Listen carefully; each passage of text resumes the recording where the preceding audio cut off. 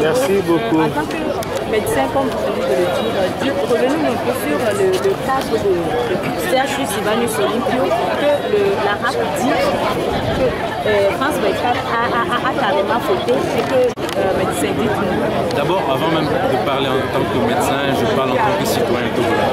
J'avoue que quand je vois des images pareilles, j'ai honte. J'ai honte pour mon pays, j'ai honte d'être citoyen togolais. Et vous savez, la journaliste qui a fait le reportage, je crois qu'elle est togolaise d'origine, si je ne me trompe. Et je me mets à sa place. Elle a travaillé dans des pays où les choses se passent différemment. Le Togo n'est pas un pays en guerre. Et certains vous diront, mais ce qu'on a vu à la télévision, ça peut peut-être se voir dans des pays où il y a une guerre, mais pas dans un pays qui n'a pas connu de guerre. C'est inadmissible. C'est un scandale, c'est scandaleux.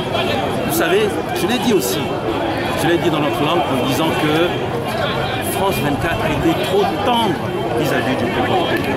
France 24 n'a pas voulu heurter les consciences. France 24 a dit que ça fait un mois qu'on est dans cette situation. Ça fait un mois que les femmes togolaises sont à même le sol sur des matelas pour faire leur dur travail d'accouchement. France 24 n'a pas dit toute la vérité. Quand vous vous mettez en contact avec les collègues qui sont dans ce service, ils vous disent clairement que ça fait des mois que la situation est ainsi.